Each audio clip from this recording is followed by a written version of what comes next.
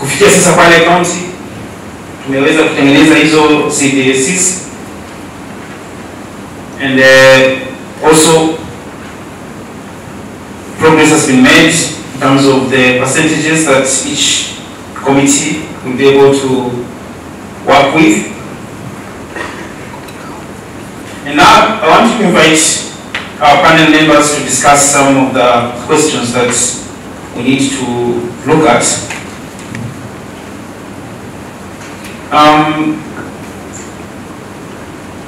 The question number one. The new Mining Act 2016 stipulates that CDSs should be established for implementation of mining development agreements. How best should these CDSs be established? Should one committee be established to cover the whole of Kwale, or should smaller committees be established at sub-county levels? Was it very difficult to do just one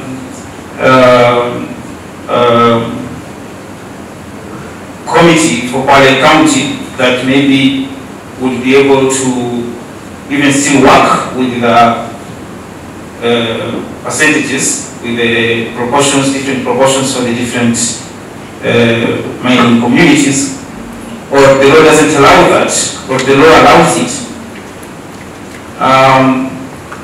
If you want to advise another county, would we recommend to them to do a one big committee that also does this percentages for different mining communities depending on your closeness to the mine? Or would we tell them to do what we have done, establish a few, and then extend a hand of generosity to those who are orphans? Which way do we go? How would we advise other people who have come to learn from us? That is question number one. Question number two, based on Mining Act 2016, three CDSs have been established in Sombweni, Lugalunga, and Likoni. Out of these three, two are based in Kwale County. Given that Matuga and Kinango haven't been considered to form CDSs, how then will Matuga and Kinango be considered for the development projects outside CDSs? If you're going to work to depend on Sombweni and Lugalunga to assist Kinango and Matuga, how is this going to happen? Are we going to say, Sombweni, you are a sister, you are a brother of Matuga, so take care of your brother. Lugalunga, you are a brother of Kinango, so take care of Kinango. What are we going to do about it? Or are we going to say, Sombweni, create a small percentage that will go into another pool that will cater for the others? Lugalunga, create a small percentage that will go into a pool that will help the others? Or Likoni, create a small percentage that will go into a pool that will help the others? Which way forward? And you have talked about a lot of politics. At what point will this happen? When at the moment we are collecting the priority areas which members are proposing, definitely you're going to get more proposals than the budget that you have. So then, are we not going to have another round of political conflicts where members say, who gave you the authority to give our money to Matuga and Kinango, yet some of our projects we didn't consider them?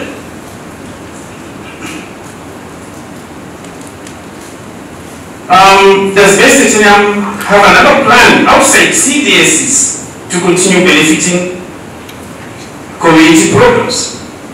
Does Titanium have another program outside, another plan outside CDSs to continue benefiting communities? The location number 3, I think, has been answered, which formula should be used to share the 1% revenue among the three committees. Then you agree on 25%, 25%, and 50-something%. Is that something that we can document? Is it scientific? Can we take it to policy level? Or tomorrow we shall have it differently?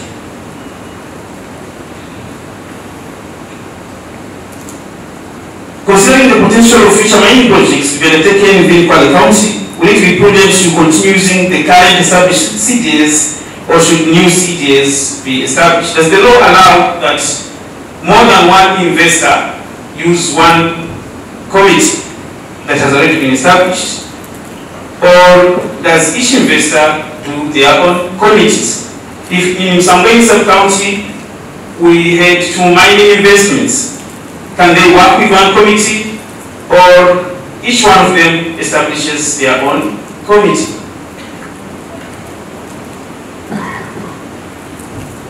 What are the mechanisms for monitoring and evaluation of the CDA projects? Do we need additional policies to domesticate the CDA at the county level? Maybe can county government of Kwale, through the county assembly, come up with other laws now? Maybe do we take this would be the formula, how you arrive to the 25, 55, 56? Is this something that we can continue pushing it to a level where we have some organized policies at the county level? About those who we are treating as orphans, maybe our policy could also be addressing that. To what extent is Kwale County government and Base Titanium working together to make sure we are domesticating these policies? So then we don't, it's not like guesswork. Today it is working this way, tomorrow it is working the other way, tomorrow we have a blended approach. Because what we are saying is Kwale County is implementing this, and then we have the potential to contribute to knowledge and experiences that others can benefit from. Do we have mechanisms to address conflicts from the CDSCs? If CDSCs will be independent and managing their budgets, what are the procurement procedures? Do we have a full office for procurement? Will Base Titanium procure on behalf of CDSCs, or will CDSCs procure by themselves? For example, if a committee was to build a school, what approach does it take to get the contract? Do they advertise for tenders? Do they receive the tenders? Do they have an office? Or Base Titanium will do it on behalf of that committee? Now, I think these questions are there with you. So then, I'll allow the microphone to flow this way. We deal with question number 1, and then it goes back with question number 2, then it comes back with question number 3, or do you want to combine? We just allow you to talk about everything that you have asked. Which way, Professor?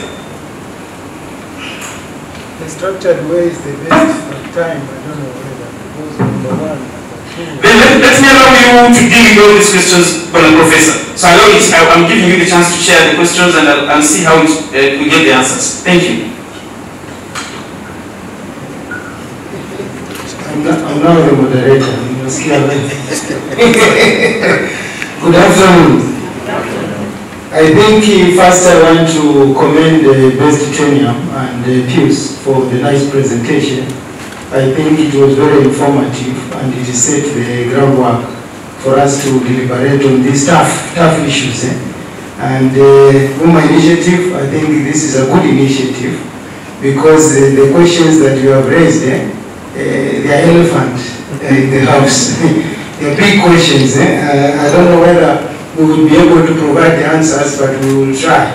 Okay. So we will try to give justice to all these questions because if we go one, I think it will take a lot of time. But we'll see how we are going to do it. Maybe I'll talk a little bit and then open the discussion, and then members will be able to chip in where they think they need to add and tighten a component. So beginning with question number 1, how best should the CDC be established? I think Pius has done a lot of justice in terms of what is the history and what is the foundation. I think the CDCs have a lot of lessons and best practices to borrow from best tenure. But I think it will be important for Pius to tell us what mechanisms is best tenure having in place to transfer that capacity to the CDCs. Pius. Yes. Thank you, Professor.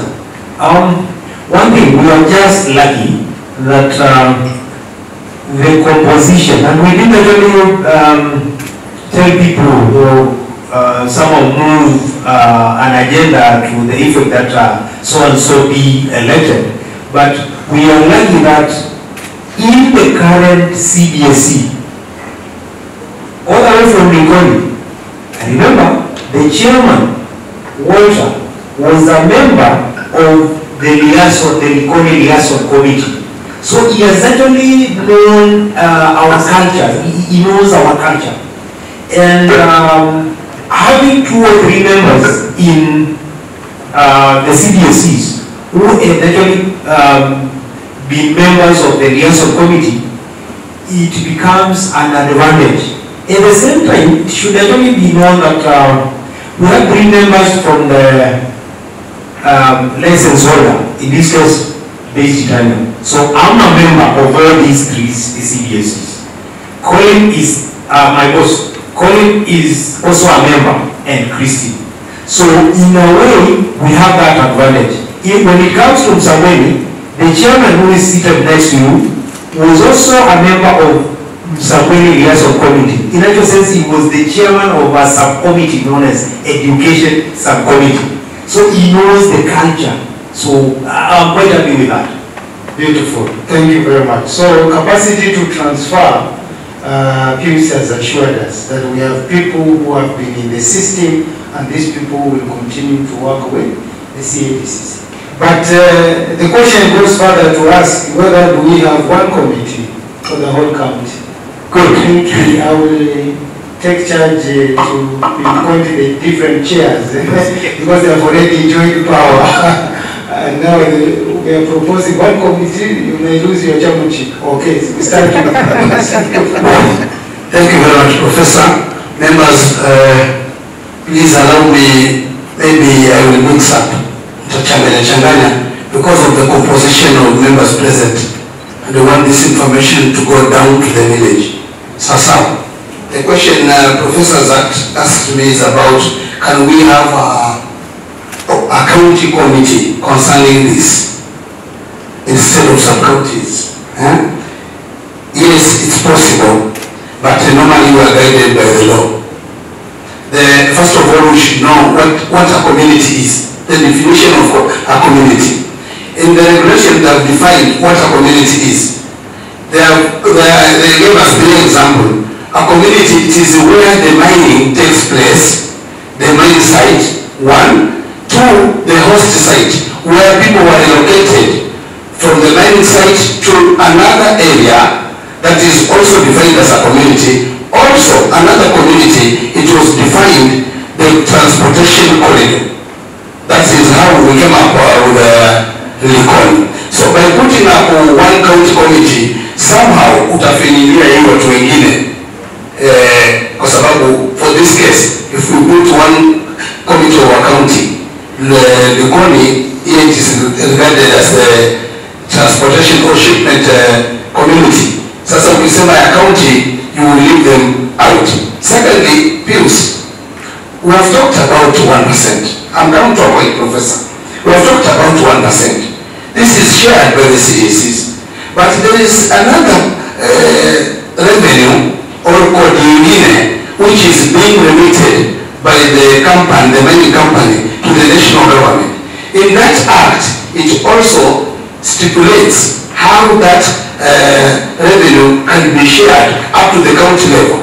It also gives away also to the community level. So you could have also told them, this is 1%, but the law says the company should also deduct 2.5% on their annual revenue and take it to Nairobi. When it reaches to Nairobi, that revenue is being shared 3 times or 3 levels.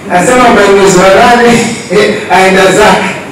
Kwa hivyo pia tupaangalie hapo, tuone ni vipi, kwa sababu fikra yangu kidogo inasema kwamba kuna yule anapata athari moja kwa moja, direct. Na kuna yule mwingine anapata indirect, athari indirect. Mtu akioga pale kwenye bao, apate kichocho, alafu aende akaoe kinambo. Anatoa kichocho huko anapeleka kinambo. Alikitoa indirectly kule itakuwa amepata. Kwa hivyo hata kama wanaonja wanuse, lakini hata kama ni 1-2%, na nyinyi pia pengine watawaonjesha 1-2% huko mbeleni. Dada. Mwanamanga nimesikia. Mwanamanga haya. Nafikiri mengi yashazungumzwa, na kimtazamo wangu kuwa na komiti moja, kila jamii na matatizo yake. For instance, mimi natoka Likoni, najua matatizo ya Likoni kwa undani zaidi kuliko matatizo ya Msambweni. Kwa hiyo tutakapokuwa na komiti moja, tuseme mimi ndio chair pale, nitakapokuja Msambweni nitakuwa mgeni kabisa, na nitakapokwenda Likoni nitakuwa mwenyeji. Katika hali ya kutekeleza itanichukua muda, kuna mahali nitapendelea. Kwa hiyo system inayotumiwa na base ya kuwa hizo komiti ni 3, ukihitajika komiti zote zije kwa pamoja katika hali ya kuendeleza miradi ni sawa, lakini kuunganisha kwa komiti moja kimtazamo huo wa kuwa kutakuwa na upendeleo huku na kule si mwafaka. Shukrani. Na nimesikia katika sauti hizo 3 zenye ziko na hizo komiti 3 wanataka kubaki pale, wao wameonja, sio? Pengine baadaye kulia plenary watasema. Lakini pia ni muhimu usisahau kwamba unaweza kuiboresha hiyo kwa kuivunja. Pengine muwe na, nimesikia unataka kuongeza na nataka kuongeza. Kabla mtu ongeza, nataka kuweka spana nyingine hapo.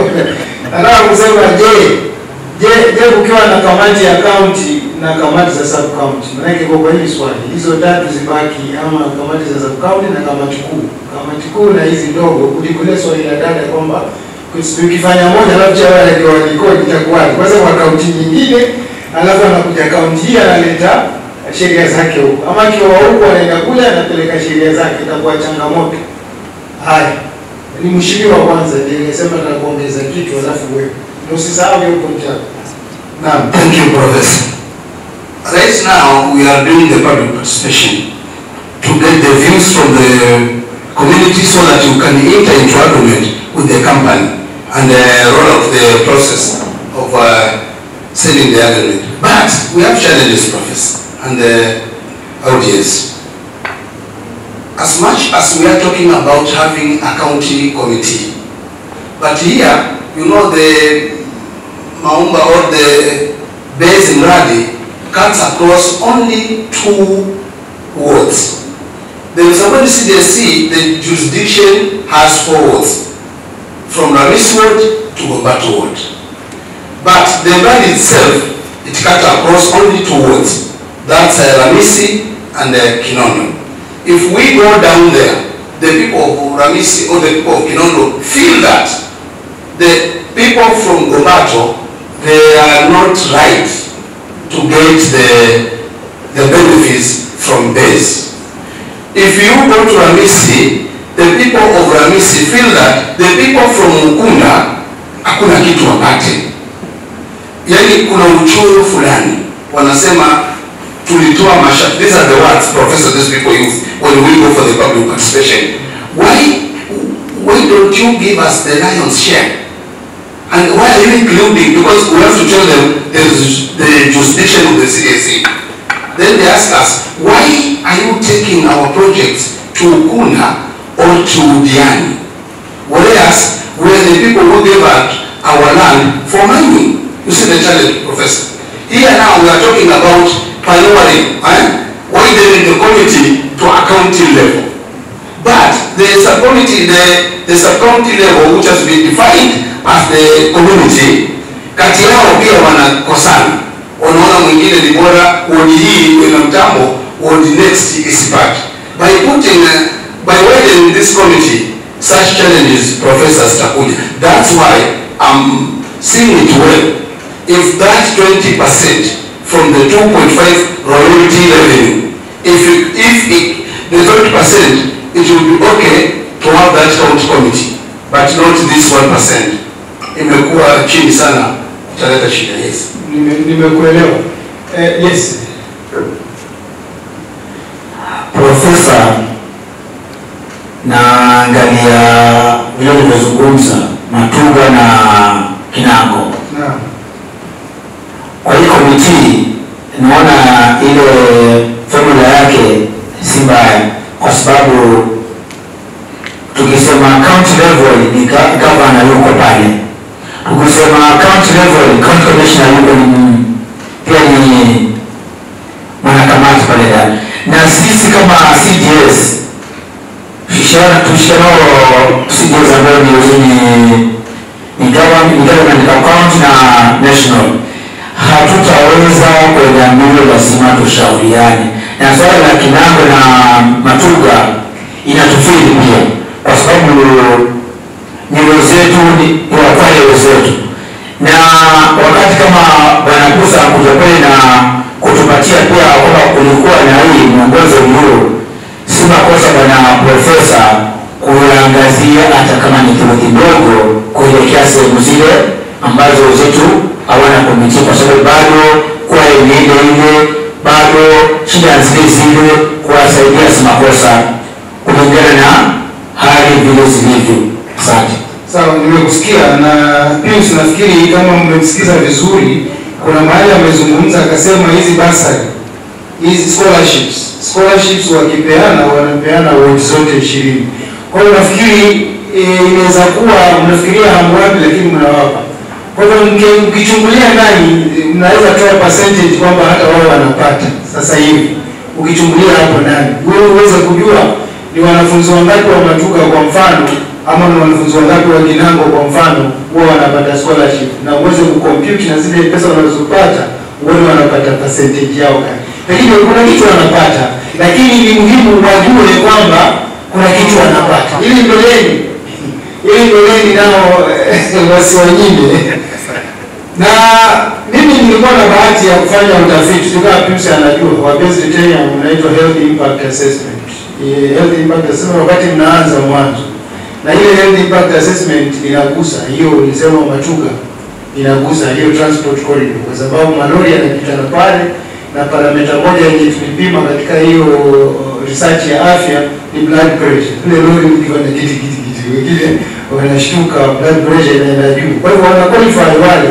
Kwa hivyo ni ile libondo, kwa sababu yana represent kule, waone vipi wataweza kupetition wapewe hata kama nao ni 2% awatetea. Wewe bora wakataza.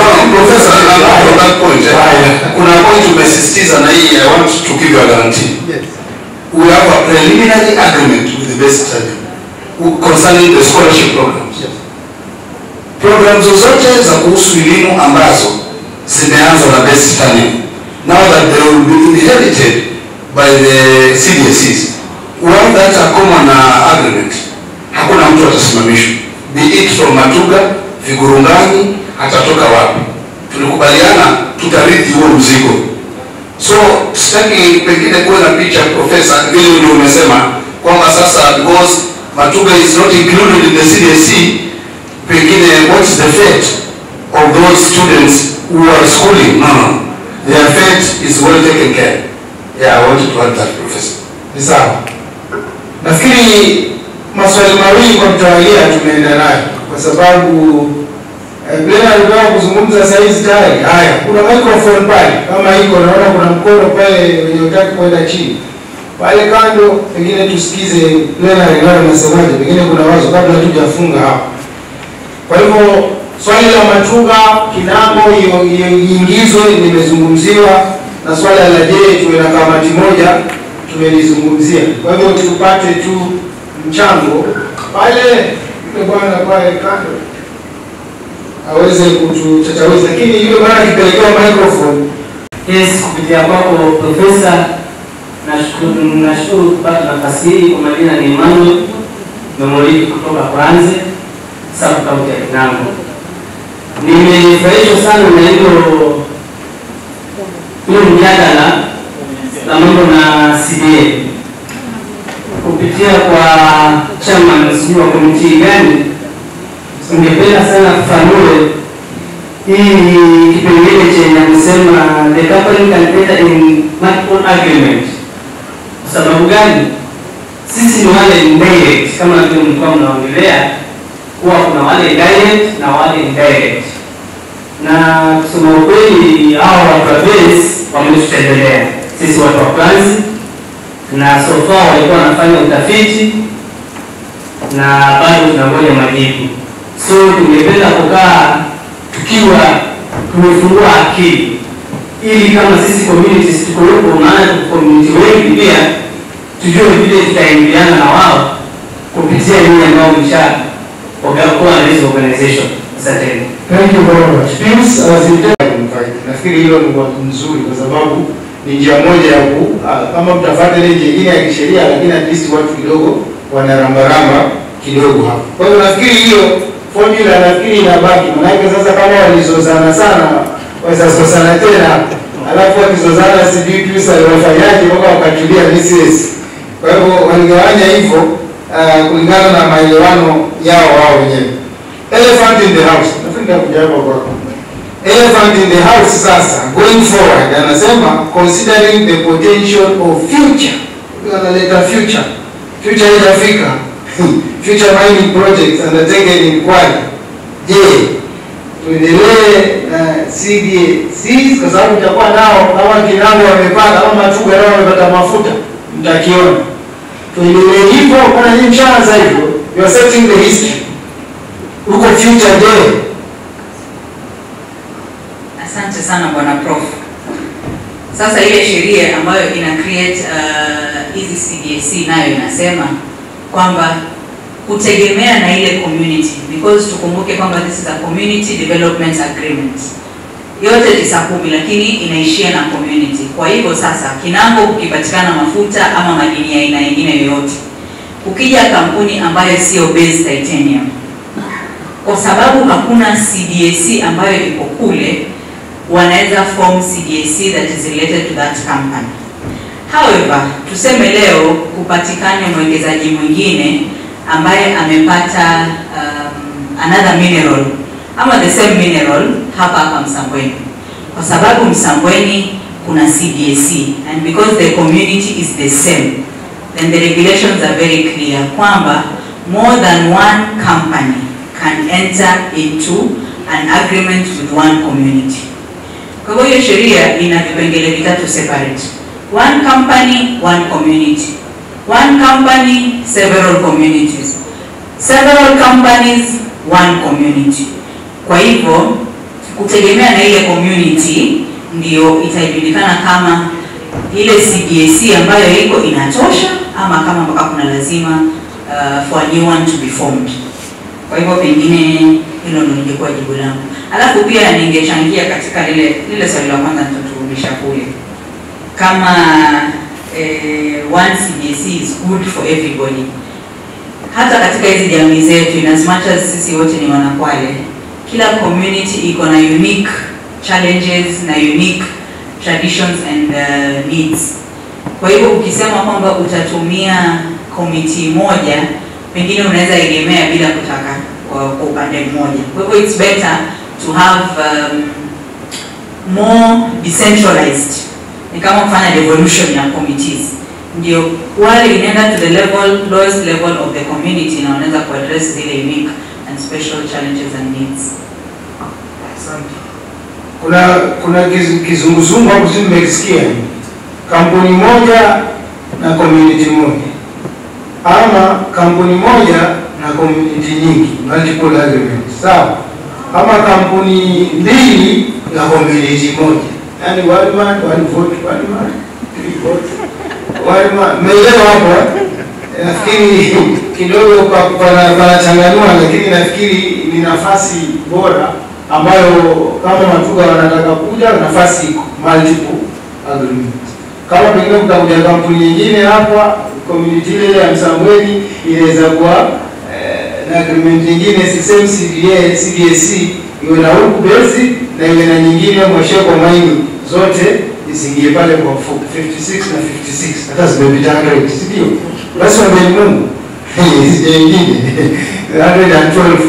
Haya, nataka kwenda swali hilo lingine. Nafikiri hilo swali hilo la liko moja kwa moja ndio kwamba CDSC ya kaunti nzima itakuwa ni changamoto. Kwa hivyo nafikiri hiyo tunairuhusu kwamba kila mahali kunakuwa na bahati Mungu aliwapa, waendelee na bahati yao.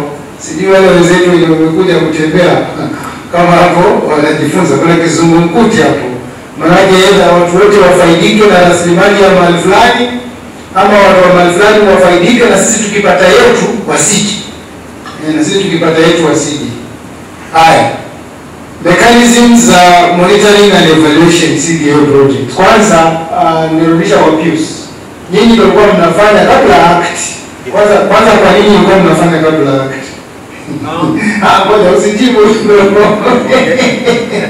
Mbona tunatumia pesa zetu kabla act, si ndio? Anafanya. Alafu act ikaja. Alafu mlikuwa mna monitor vipi? Kwa sababu lazima pia utufahamishe ili sisi tuweze kujua. Monitoring and evaluation. Mlikuwa mnaifanyaje? Yes, Pius.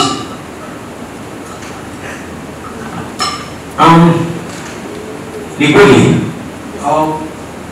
project ya Based Italian ilianza mambo ya community projects hata kabla ya kuuza the first grain ya hii mineral. If you go to Witi primary school, ilijengwa kabla ya kuchimbwa madini. Kiruku secondary school likewise ilijengwa kabla ya kufanya hiyo kazi ya mimi. Na even Magaoni Kwale. Kwa hivyo tulianza kujituma katika mambo kama haya kitambo, na tulipoanza kuchimba tumekuwa tukitumia zaidi ya hiyo 1%. Serikali bunge limepitisha at least 1%, so if we give 1% kamili we are compliant. Lakini hata tulipokuwa kwamba hakuna hiyo sheria tulikuwa tunapeana zaidi ya hivyo. Hadi tulitapo hapo. Na tulikuwa tunafuatilia namna gani zile liaison committees ni organ ambazo ziko very important, na tuvacho even make a decision hatutazivunja, zitabakia pale pale. Matuga has Matuga liaison committee will keep on running that liaison committee kwa sababu tunajua umuhimu wake.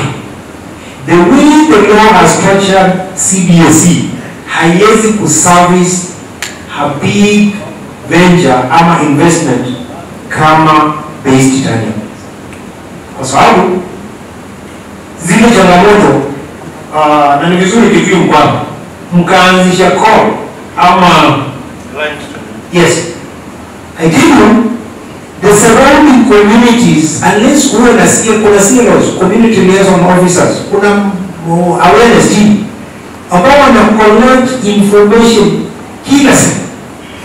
Utakuta kijiji ni Ebeni wamekuja, upepo saa hii unapiga upande wao, vumbi inaingia pale. Tumeenda huko, tumechimba, alafu kunakuja mvua, zinabeba ule mchanga wa juu, unapeleka unaenda inaweka kisima ya watu huko chini, naweka kama ni takataka huko kama nini. Sasa all this stuff CDSC ina concentrate sana na zile projects kupeleka watu mambo yale mazuri, lakini liaison committee ndio huwa kama kuna kijiji tumeenda kikakosewa, ndio wanaenda wana arbitrate, wanaangalia hapa basi nipafadweje, of which the liaison committee ndio inafanya. Sasa tulipoenda CDMP, tulipokuja na huo mpango wa community development management plan kutokana na hizi liaison committee, hapo ndipo pali kutokea sasa ile mambo ya monitoring. Tumeagree nursery school ama health center ijengwe Bwiti mwaka huu. Umeijenga, na pili umeijenga to what standard? Sasa tunaenda pale, tunafanya handing over, inaangaliwa kila kitu, na alafu inakuwa documented. Mwanarusi ambaye amekaa pale akapewa chance ya kuonyesha hizo projects zote nyingi sana. Hasa kuna nini yetu ilikuwa anchored on these liaison committees, and I hope now with the CBSE na wao watakama na hiyo mechanism yao ya kuhakikisha the community is appreciative of whatever they will be doing, na pia kuna ule kazi ya endelevu ya kwamba hizi projects zinafanyika, na kuna kamati, kuna watu ambao wanakuja wanaangalia kweli hiki kinaenda sawa sawa. Kama ni project ya milioni 20 ni kweli that amount, si kuanza kuletewa mambo mengine. Asante. Na nafikiri itaanza na dada hapo. Nasikia base nilikuwa wanafanya na mnaachiwa hiyo kazi. Je, mtakuwa mnaangalia vipi? Nimesikia chama hapa kusema public participation. Hiyo ni mwanzo kama mnataka kuanzisha. Wamekubali mjenge shule, sasa hiyo shule mtaiangaliaje mpaka iishe, mpaka iandiwe ofa, na mipango gani ya kuweza kufuatilia? Si kama chama mtaanza wewe? Haya. Mbele chama. Thank you very much, Professor. Concerning the monitoring and evaluation aspect, the regulations are very clear. It has not limited us from seeking expertise from the government agencies. What do I mean? Hatujakatazwa sisi kwamba tumejenga shule tusiite engineer wa county au engineer wa national government, maybe from the public works department, kumwambia sasa now this project is for the community. This is the DQ. Hebu tuambie standard yake imefikia as per the value for money aspect imepatikana. So that's why in our composition of the committee members tunakuta kuna in that membership kuna governor, county commissioner, NMCA, the LNP. The wisdom why these people are in this committee, Professor, is that we can be able to reach to their engineers or the people who have expertise in this project. I think that is the wisdom why the county commissioner is there, the county governor is there. So with us monitoring, there is no way I can look for my brother who is an engineer in task. That task kwamba twende ukaniangalilia ile shule. No. We are going to use the government agencies. Thank you. Asante. Nafikiri hiyo iko wazi moja kwa moja kwamba katika membership ya hizi committees kuna watu wenye wana network zao, na kama watazitumia basi hizo network bado itapatia nguvu hizi kamati ziweze kufuatilizia zile project zenye wanazifanya. Pengine tu basi niulize, je, unafikiria kuna haja, pengine nianzie hapo katikati, unafikiria kuna haja ya kuongeza nguvu hizi kamati kwa kutengeneza mkakati ama muongozo wa county? Bali na hiyo act, nafikiria pengine mnataka policy, county government itengeze policy, iongeze nguvu ama pengine ifafanue mambo fulani yatafanywaje. Kama hili swala la county nzima, nafikiri pengine policy ikiongezwa labda itaboresha, kwa sababu wao ndio sasa wajadiliane kama madini yamepatikana sehemu moja, sehemu zingine katika policy ya county, sehemu zingine zina benefit vipi? Sijui mnasemaje? Kama hiyo act inatosha. Huyo bwana katikati hapo wale mimi kivyangu tunaweza kusema bwana profesa, hata sasa tunapata hiyo majukumu kwa yale mambo ya CKC sasa ni mwanzo. Ndio timu ina mambo mawili, kupigia palipo ambao umelenga ama kitendeke kidogo. Kwa hivi sasa hata tu implement na watakao kwa profesa kwa pale na tuangalia kutoka after kama ndio tutuambia hapa na mambo ya nini panahitaji pakazo nini na tutakutosha, kwa sababu ule uwezo kuna kusoma tokeni jambo kama CDS walitukazana wasema sisi tusiongea hili jambo la Kwale. Hadi support kwa lugha ni bado ni Kwale. Kwa hiyo naomba profesa yache shughuli yaanze, alafu bado Kwale kwa na wengine utaomba pia rais wetu kuongoza kwamba inabidi mahali pa fulani paongezwe nguvu ili jambo lifanye iwe nzuri. Kila mkoa anaweza kufaulu katika matunda ya mining, kwa sababu nimesema kuna mtu anapata direct na indirect. Hiyo ni kweli. Kwa hiyo kama nenda Mombasa, mambo ya kuja Kwale si lazima atapitia kutoka Nikoda ama Mwembeni sana kuja Kwale. Sikumu pesa baina ya watu wengi walio ndani sana na nazo. Kwa hiyo mimi ningeomba tu kuongezwa nguvu ili tuweze kutuanza ianze kazi, tuangalie in which speed. Asante. Thank you very much. Nada committees zinafungua milango initiative na sisi wengine tuliohudhuria wanasema wao watakuwa wazi kama kuna mchango wa kuboresha, maana wao wanaanza hivi, wanapewa jukumu na waweza kwamba tumepewa jukumu na tunalibeba na kichwa, sisi tuliweza peke yetu. Wanasema wako tayari kwa ushauri, na pia tena nimesikia chama hapa amesema wako tayari kuconsult, wataconsult waone vile wapi watapita kwa sasa. Pale utakuwa na mapengo sasa, ndio mambo ya policy kama yatakuja hapo. Nataka kuongea kidogo hapo, si ndio?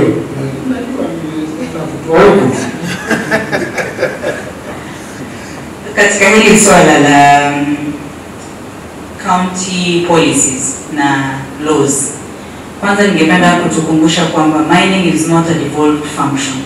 It is a national government function. Kwa hivyo katika kutengeza sheria ama policies katika county level ya functions that are not devolved, it should be within ule mfumo wa sheria ambazo zimetungwa na national government. However, tukiangalia hii sheria specifically ya CDA regulations iko na mashimo mengi sana. Kuna a lot of ambiguities ambayo katika sasa operationalization ya hizi CDAC ndio tumekutana na hizo changamoto. Na as we speak, there is an advisory that is being sought from the cabinet secretary ndio iweze kupeana mwongozo. Kwa hivyo ndio tuweze kupata uniformity katika hizi sheria. Sio kila county kiamka ina legislate vile inavyotaka. It's good to have uniformity. So initiative and all the CSOs that are here, this is a challenge, and the county governments ambazo pia ziko hapa. It's a challenge to us to urge the national government to firm up some of these provisions ambazo ukikuja katika implementation una realize kuna gaps ambazo zinaleta challenges between the company and the communities. So that is an encouragement, and maybe hiyo ni action point kwetu sisi kutokana na huu mkutano. Thank you. I love the idea of farming up kwa sababu kuna changamoto humo mapengo tukiyaona tunafunga, lakini sote kwa pamoja nafikiri tuweze kuchangia kuona ni vipi national government itaboresha hata hili swala ambalo kwa tunalijadili kwamba kinambo sio wapi hawamo. Sasa ni swala ambalo sheria inasema hii form hii. Sasa kuingiza inakuwa shida, na ukiangalia kweli hata chama hapa amesema malori yanapita na pale Ngombeni pale Matuga pale Kombani, lakini Hamrambi ngo. Sasa wajua inaleta changamoto. Wale wenyeji wajua wakiinuka wakisema wana petition, wajua inasimamisha mambo mengi, lakini nafikiri muhimu to farm up, to standardize ili mambo yetu yawe sawa.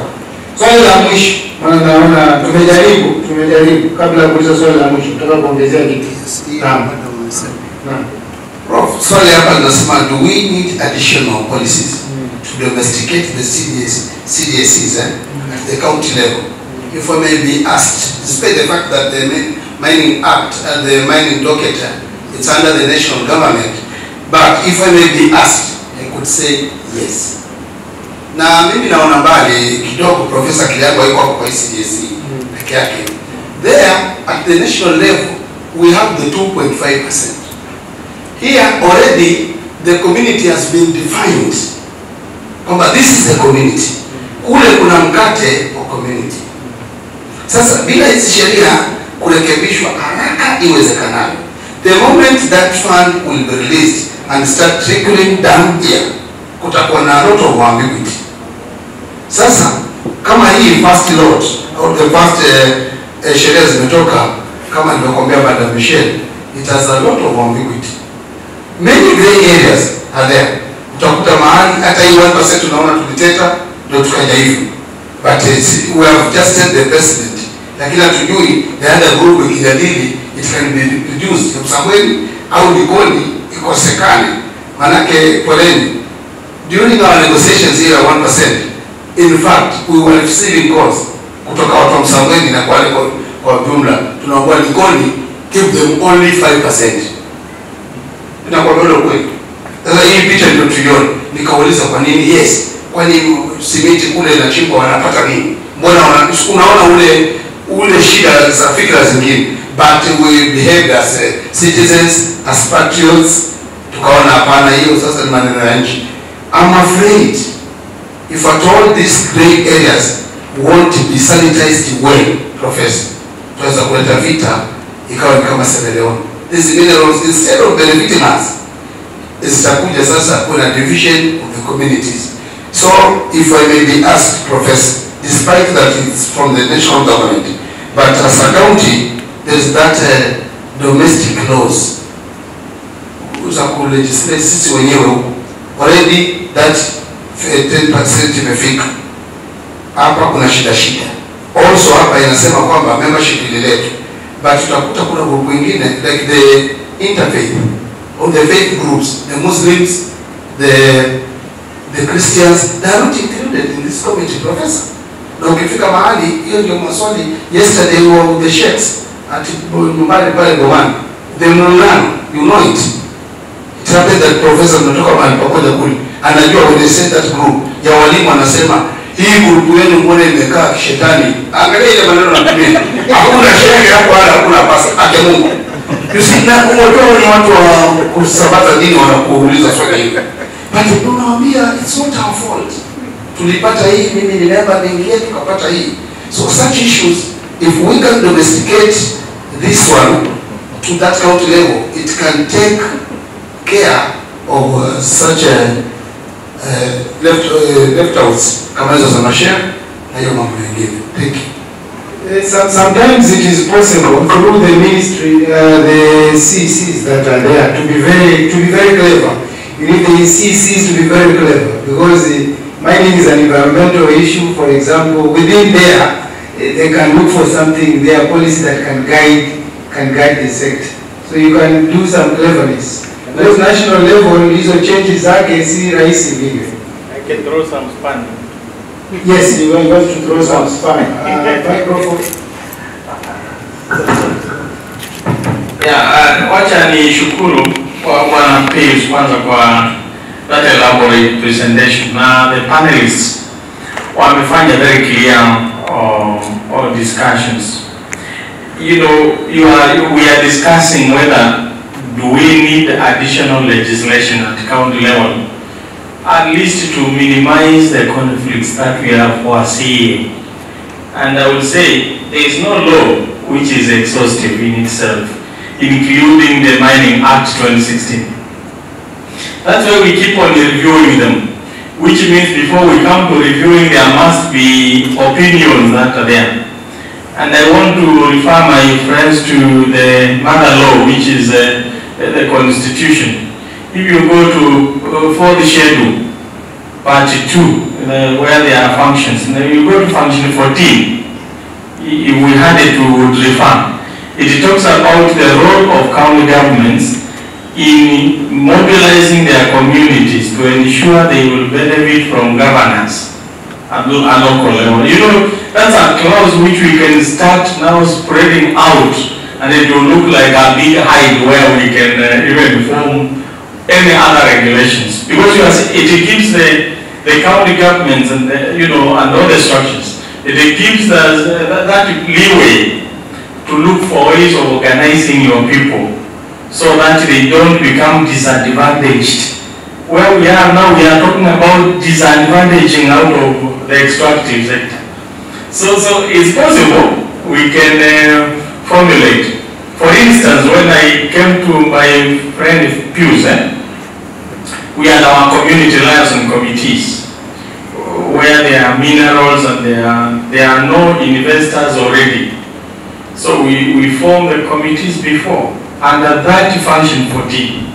So somebody will say, but mining is not, so that the citizens can think around function 14 and see whether it can bring some, some light.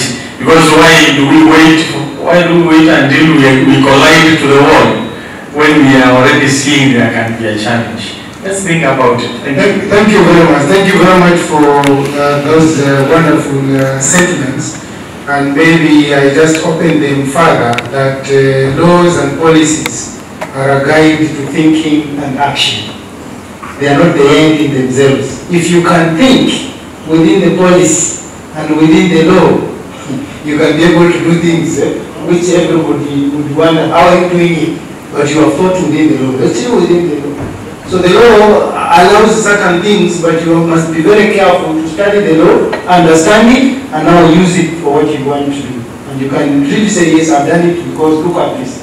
So it is possible, as he says, but it needs some thinking so that we can be able to strengthen this. The last question, which is also related to what we are talking about, is sorting out conflicts. And Pius, I think Best Titanium has been doing it using liaison committees. Now, will they still allow you to use the liaison committees, or you have to form your own framework? I start with Pius, then I come to the membership. Pius, you are resolving conflicts down there using liaison committees, and now you are handing over this work. Are you also handing over the liaison committees, or you remain with your liaison committees? Yeah, our wish and our prayer, and we've actually communicated this to the CDSCs, is that the current liaison committee, and especially we have a subcommittee within the liaison committee known as Conflict and Resolution Committee, which has actually been trained to handle grievances. And our wish and prayer is that these committees, subcommittees, should actually be left to handle these issues and maybe in a way report to them what the actions or whatever they handle. Because one, the community knows these people. They know if Best Titanium's activities affect me, I should actually go and report them to Fulani Fulani. Then a meeting will be constituted whereby base will be there, and that individual or that aggrieved party will come and elaborate on the issues. And I think these are a big request to them, because they know, as I said, some of them, the members, they were once upon a time also members of the liaison committee. So changing doing these changes, haraka will affect communities. And I think when I asked the CDSCs, sikuona wakiwa na ugumu wa moyo. Especially pale ambapo wapata tumeka pesa, sioni wakiwa na shida sana. Manake hapo hakuna, we don't spend money on that. Pesa kitu ambayo ina spend tuna spend pesa kwao, hiyo wanaweza kuendelea nayo. Then as we go by, the current liaison committees are supposed to be servicing the project from one elective season to another. Tukifika 2022 election is final, all the members of the liaison committee membership yao huwa inaishia. Tunangojea kama mwezi mmoja miwili, when the elections are through, then we go again to the provincial administration both the national and the county government wanaenda wanafanya election then, and it is competitive.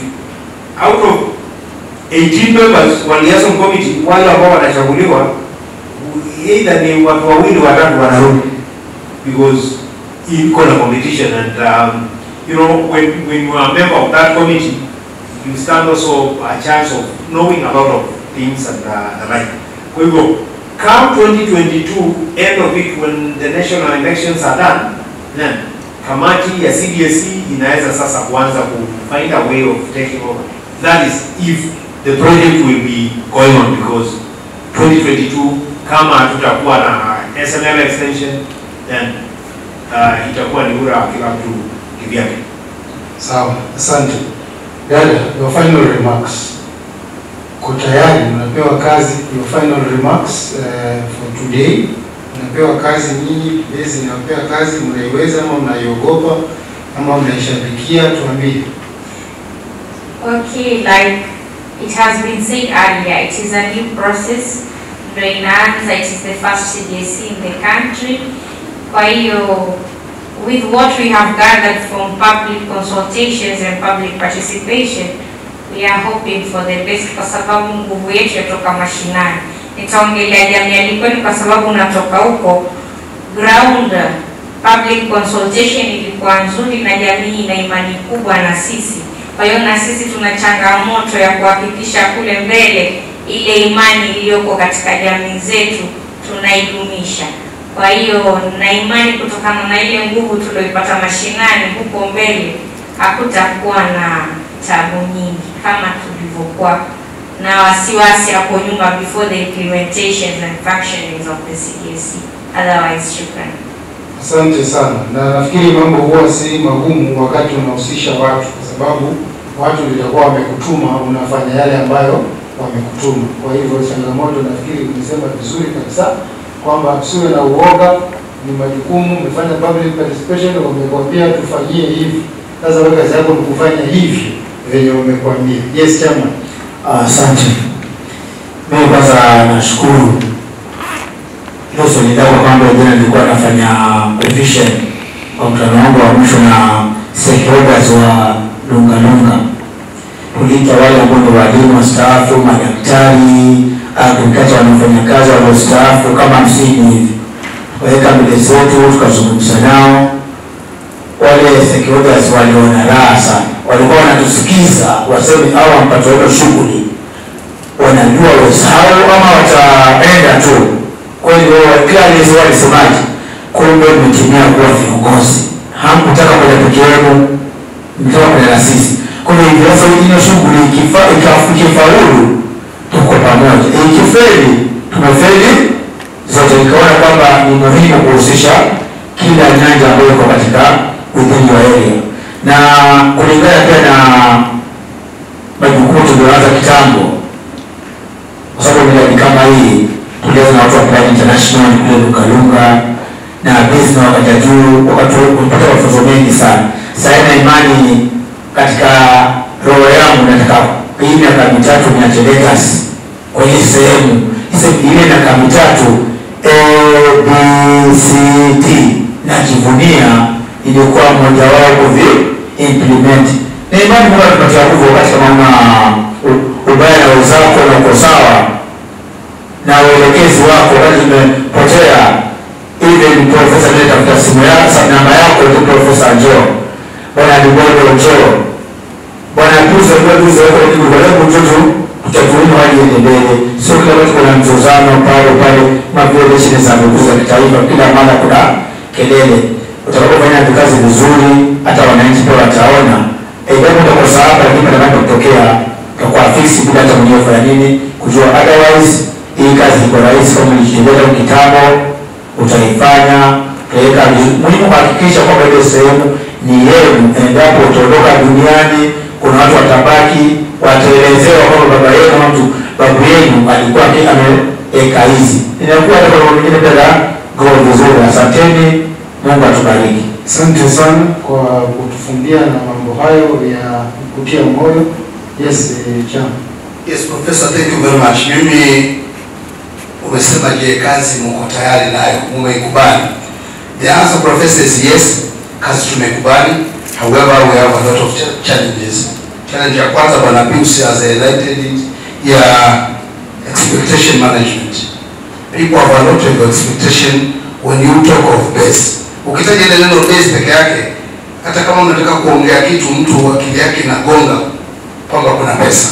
Now hapa unataja base, unaongeza tena, unasema miradi ya base tutafanya. The new professor expectation sasa ndio inatukula.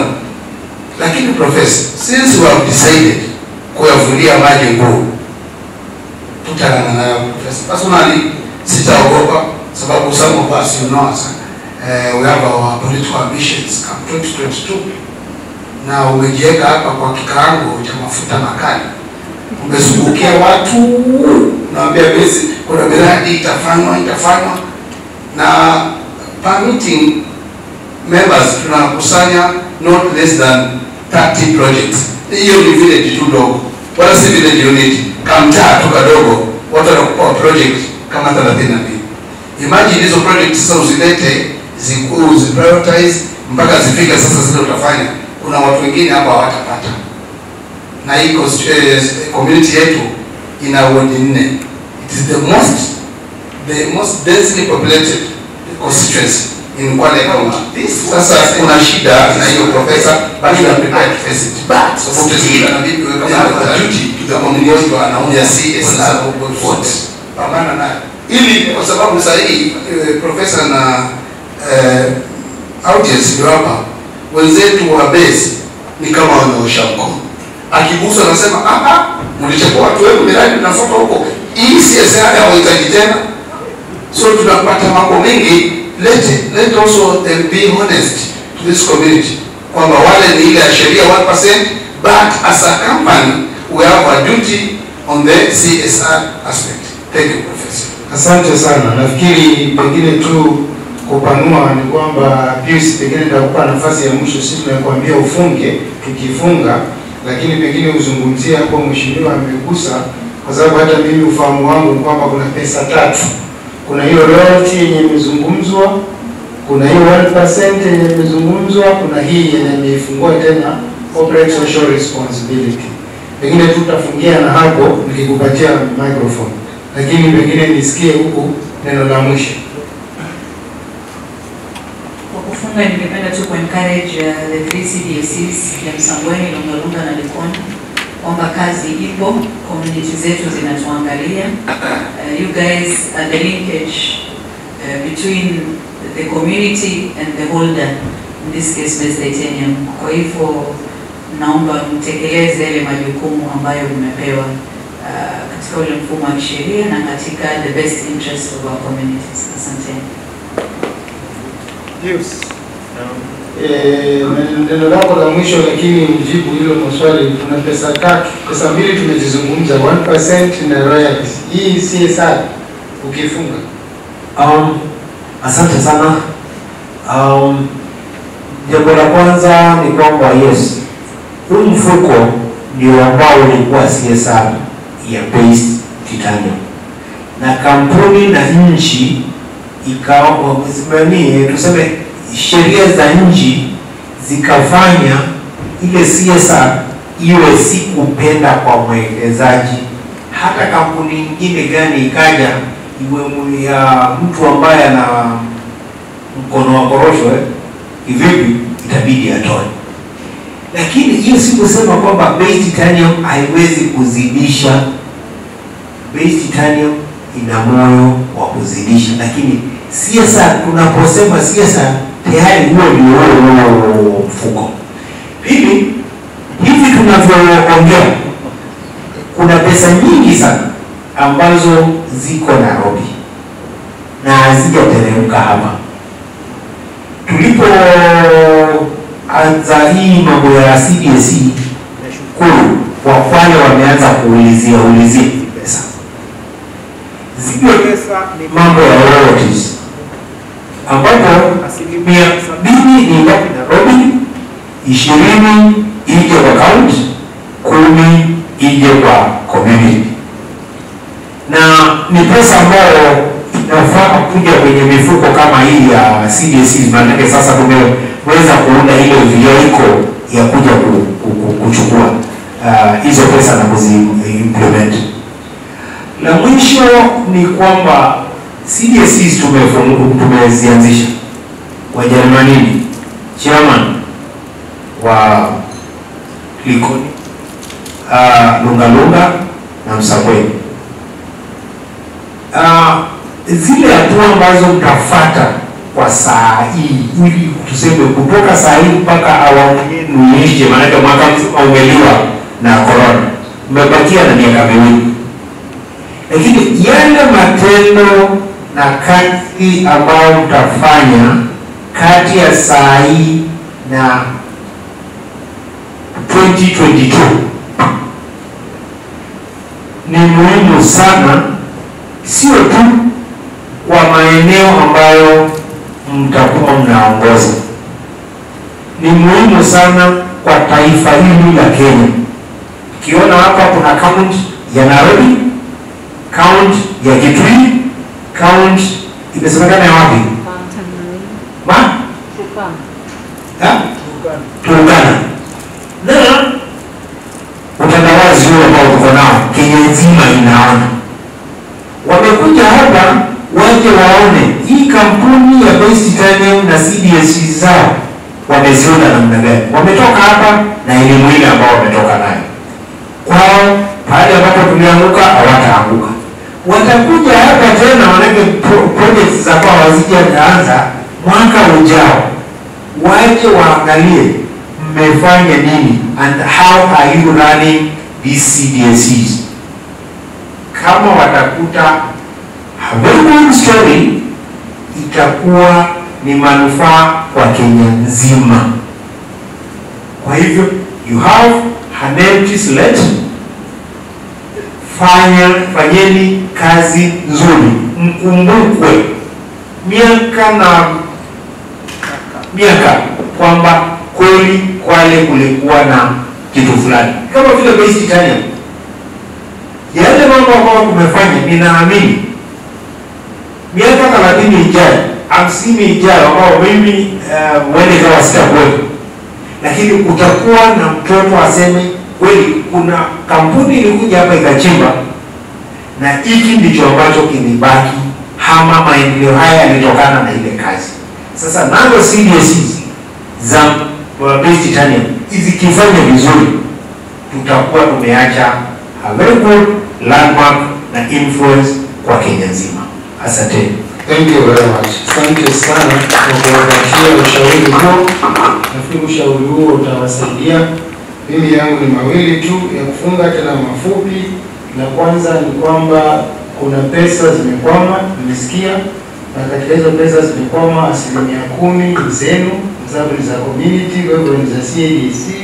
Kwa hivyo muone kazi yenu moja ni ya kuweza kuona ni vipi mtaanza kudai zenu 10 ili iweze kutrigger zile 20 za county na zile zingine iweze kutrigger. Hilo langu moja la kwanza, ombi langu.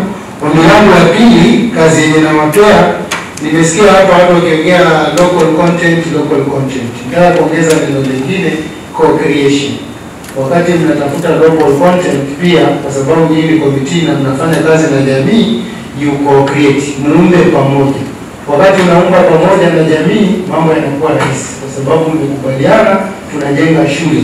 Kwa hivyo ukikubaliana nao wanakuwa na shared power, ukikubaliana nao wanakuwa na shared responsibility, mnafanya maamuzi pamoja, shared decision making na ownership. Shule itakuwa ni yao, kama ni choo itakuwa ni chao, watakitumia kwa sababu mmeenda nao mkaumba na wao pamoja. Huko ana choo lakini tukaumba choo pamoja, na hichi kitu mlisema mnataka kwa public participation. Mkifanya hivyo kazi yenu itakuwa rahisi sana. Local content co-creation. Nataka kushukuru sana mwanafunzi wangu kwa kunipa nafasi yake ya kumoderate. Ni vizuri kuheshimu mwalimu wako. Thank you very much. Asante sana. You know, if you don't know how to control something, let them control themselves. So mwenye hata sina hata masters, nataka PhD. Sasa rudi ndio muingiza wapi mtoe wapi? Sasa nianze swali moja, sijui maswali matatu mawili yaenda kirudi. Basi sasa wanafanya mwenyewe. Asanteni sana nyote, imekuwa furaha kubwa kwetu kwamba tumeweza kuwa nanyi hapa. Kazi zenu nyingi mmeziacha na session yetu ya afternoon imefaulu sana. It's been very successful. A lot of knowledge that we have gathered from you, experiences that we are documenting, and this is going to contribute a lot to our virtual platform which we are launching tomorrow, the Extractives Virtual Tours. All this content will be there. We also have a blog. I don't want to preempt this. This is our presentation for tomorrow morning, official launch of the Extractives Virtual Tours platform. And all this content that we have developed here is going to be reserved for future reference. It can be accessed from far in this country and beyond. So thank you very much for being able to join us today. I know very busy people here who have spent the whole day with us. I know people who came and saw us running, putting the banner there, putting that there. They were patient. Some of them thought, oh my God, what's going to happen here? But I think now kila kitu kimetulia, tumeanza vizuri, tumecheza ngoma, tumekunywa chai, tumepata mafunzo. Kesho itakuwa siku nyingine, tuje mapema, tutakuwa na official launch ya a very interesting platform which we have built in partnership with Best Titanium. It's a success story for local content. It's a success story for COVID-19 new normal mitigation. It's a success story for something very interesting that we have developed that can help this country and beyond. It's going to be presented tomorrow morning. Today we will end here. We will go out to have our tea to participate and see what will excite you in the exhibition. And I think our entertainment group is still also around. Can you please use the time now? You are free to go down to enjoy the sand. Big partnerships, whether at personal or at official level, is open. Karibuni sana, asanteni. Mungu awabariki.